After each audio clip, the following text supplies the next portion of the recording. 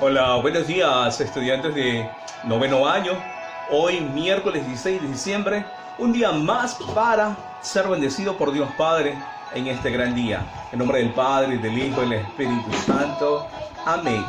Y también a nuestra Madre, la Virgen María, que sigue intercediendo por cada una de nuestras peticiones y sobre todo que nos cubra con su sagrado manto. Pues bien, escuchamos una música de fondo donde ya hace falta poco para ese gran nacimiento.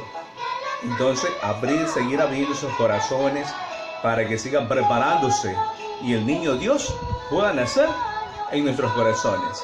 Pues bien, hoy, miércoles 16 de diciembre, nos volvemos a encontrar en una clase más de estudios sociales.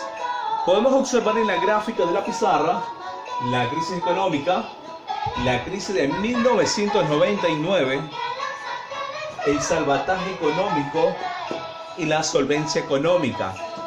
Esto es lo que conlleva en la historia, sobre todo en Ecuador. Vamos a visualizar realmente qué fue lo que pasó en esa época. Realmente Ecuador sufrió, valga la redundancia, sufre obviamente un golpe muy fuerte en su economía. Obviamente en ese entonces, siendo presidente, Yamil Maguad. Entonces un quiteño sube a la presidencia, pero realmente en la administración que tenía fue un desastre en aquella época. Y esto es lo que conlleva a esa crisis económica en Ecuador en el año 1999. Para quizás algunos de su edad no pueden recordar de pronto esta historia porque ustedes no estaban. Más bien sus padres, sus abuelos son los personajes que más palparon, vieron la situación de Ecuador en aquella época, y eso fue marcando en la historia esa situación que se fue prolongando obviamente por la recesión económica con sus efectos asociados. Es decir, sufrió obviamente una tasa de desempleo, un cierre de empresas y un descenso del consumo y de la inversión que existía en ese tiempo. Mucho de impacto financiero. Vamos a anotar aquí, fue un suceso de impacto financiero. Marques, por favor, de impacto financiero. ¿Por qué es un impacto financiero? A ver, ¿quién me lo puede decir? ¿Qué es un impacto financiero? Un impacto financiero realmente en la parte socioeconómica, si está alta, está baja, y lo que fue afectando en la historia y de la cual Ecuador atravesó en esos finales, en esos tiempos de 1999 a 2000, entrando, obviamente varios bancos privados fueron cerrados porque no tenían solvencia económica, no había ese flujo, porque realmente sucedió esto, porque el gobierno de esa fecha fueron que realmente se llevaron todo. Era el 13 de julio de 1998. Le quiero decir que mis encuestas siguen dándome 3% más. Álvaro Noboa aún no aceptaba su primera derrota a la presidencia de la República del Ecuador, mientras Maguad ya se hacía presidente. Pero ese 10 de agosto de 1998 en Ecuador no solo hubo nuevo gobierno, también rigió la nueva constitución. A un mes de sus funciones, el nuevo primer mandatario, preparado en Harvard para gobernar, devaluó el sucre en un 15%, acogió las exigencias del Fondo Monetario Internacional e incrementó las tarifas eléctricas, de combustible y gas. En el 98 se cede también al gobierno estadounidense la central de la base de Manta. La firma de la paz con Perú, de la que el presidente se ocupó personalmente, trajo cierta calma. Estamos ganando la paz. El acuerdo se selló el 26 de octubre de 1998 en Brasilia con esta imagen. Maguad entregándole una cantimplora a Fujimori, quizá pensando que por este momento de la historia iban a ser recordados, sin saber el complicado destino político que tendrían ambos. En el 98, el Congreso aprobó la Ley de Reordenamiento en materia económica, que dio vida a la Agencia de Garantías de Depósitos, para salvar al sistema bancario. Es decir, para que, como pasó, el Estado se haga cargo de la deuda de la banca. Finalmente, el 8 de marzo de 1998 llegó el feriado bancario. hemos considerado necesario prolongar por un día el feriado bancario decretado hoy por la Junta Bancaria. El gobierno jamás va a incautar, jamás va a confiscar las cuentas de nadie. Algo que Maguad no cumplió. Por 5 días cerraron los bancos. Fueron intervenidos 11 establecimientos. Se congelaron los depósitos de más de 2 millones de sucres por un año. El 70% de los bancos cerró. La desesperación se apoderó de familias enteras en Ecuador, donde incluso hubo suicidios. El Estado comenzó también a controlar a Filambanco, mientras los hermanos William y Roberto Isaías, hoy prófugos, huyeron del país. Fernando Aspiazu, gerente propietario del Banco del Progreso, fue acusado de peculado y detenido, pero no en silencio. ¿Qué pasó con los aportes que entregó el señor Fernando Aspiazu para la campaña que llevó a la presidencia al doctor Yamil Maguad? Mientras las protestas, gritos y lágrimas no paraban, más de 3 millones de ecuatorianos comenzó a hacer maletas. Se da la mayor ola migratoria del país. Y sus remesas se convierten en el segundo rubro de ingresos en Ecuador. Que entiendan un poco por qué algunas decisiones como las que yo tomé eran necesarias para el país. Estas declaraciones las dio Maguad 5 años después de ser derrocado. ¿Fue Maguad el causante de la crisis o fue Maguad la persona que manejó la crisis? Esa pregunta para mí es fundamental. Roberto Isurieta, quien fue su director de comunicación, no cree que es justo recordarlo como el responsable de la crisis. En un movimiento desesperado, Maguad llama a la dolarización el 9 de enero del 2000. El cambio fue drástico y el costo de conversión injusto para quienes tenían sus depósitos en sucres. $1 equivalía a 25.000 sucres en ese entonces. Pero sus cálculos ya no alcanzaron. ¡Sigue el paro, señor periodista! Esta imagen de militares dando paso a los indígenas para que se tomen el Congreso Nacional y el Palacio de Gobierno demostró que ya no había vuelta atrás. Yamil Maguad, el 21 de enero del 2000, pasó a la lista de presidentes derrocados en Ecuador. Y sube el autoproclamado Gobierno de Salvación Nacional con Lucio Gutiérrez y Antonio Vargas, presidente de la CONAIE. Un presidente derrocado no abandona el cargo, simple y llanamente porque está derrocado, no tiene los elementos para poder ejercerlo.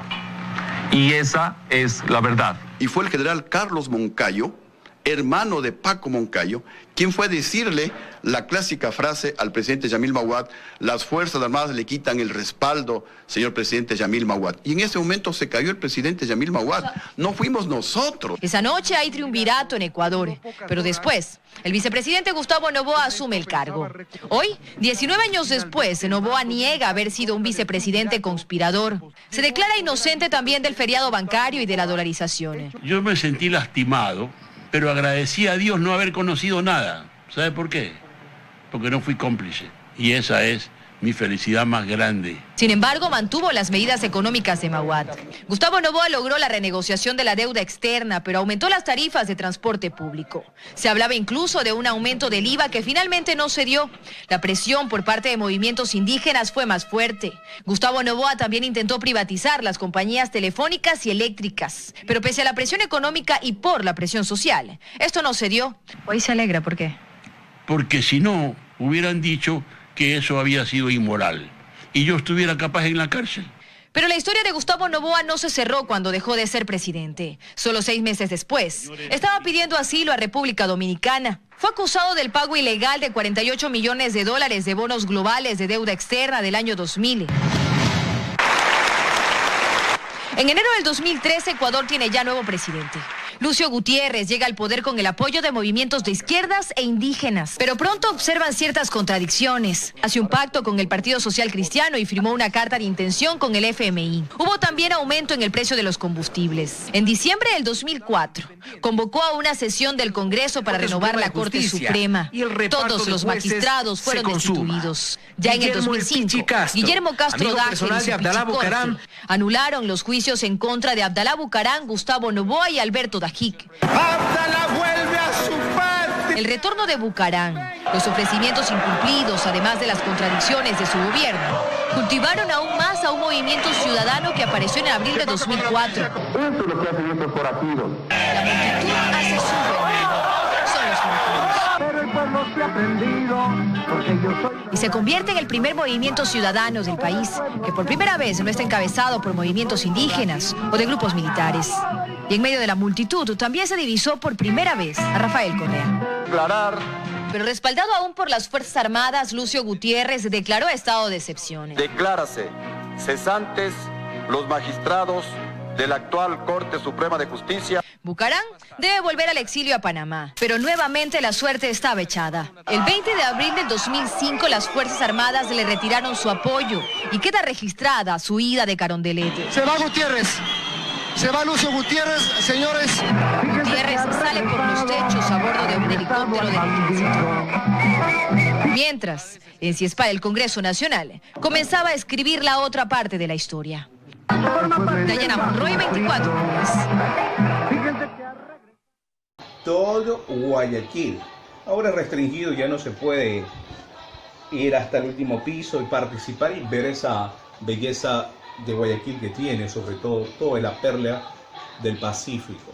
Pues bien, a partir de esto entonces surge algo muy importante, de que esto de rescate, de salvar sobre todo a la economía de Ecuador, más bien fue un juego, porque realmente estos de todos se jugó en ese sentido de los depósitos de los clientes, desapareció sobre todo. Entran en juego los depósitos de los clientes. Ese sería un punto importante. Los depósitos de los clientes. ¿Qué pasó con todos esos depósitos? Aquí había incluso hasta el dinero de los jubilados de aquella época. Las personas con su esfuerzo iban ahorrando en estos bancos que desaparecieron. Produbanco es uno que realmente sí, perdón, Produbanco no es.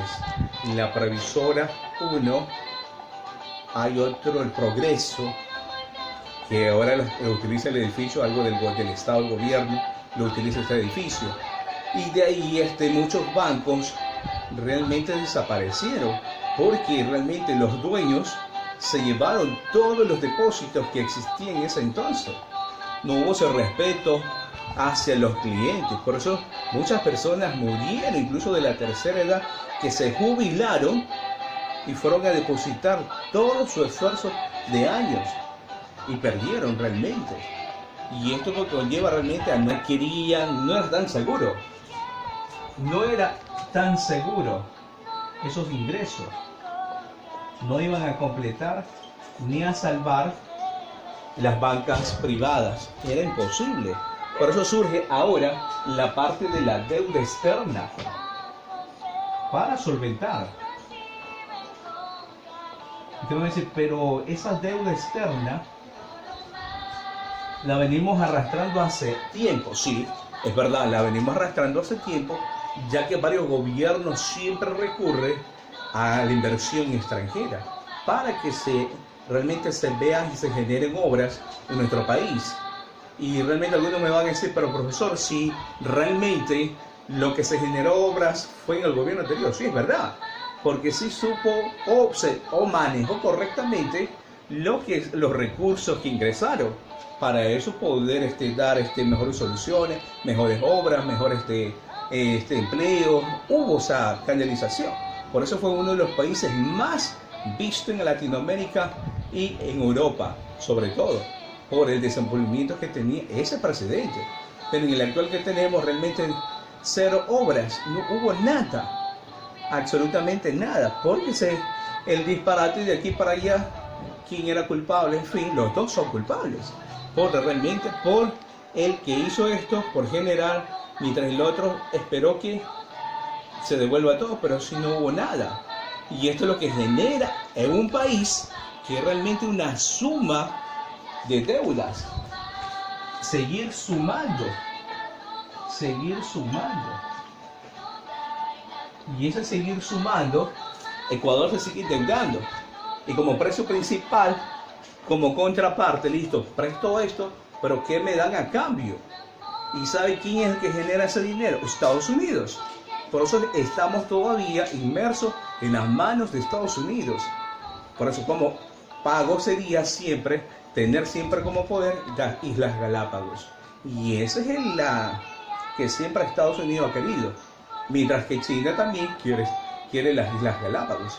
Esa es la realidad de todo este contexto, de lo que nos lleva sobre todo a la deuda pública y a una deuda privada. Ellos van generando todos estos puntos, una deuda pública y una deuda privada. Y eso es lo que realmente a veces no somos conscientes de lo que sucede en nuestro propio país por poderes políticos que administran nuestro país. Pues bien, hemos finalizado nuestra clase de estudios sociales y nos vemos hasta una próxima. Bendiciones para todos.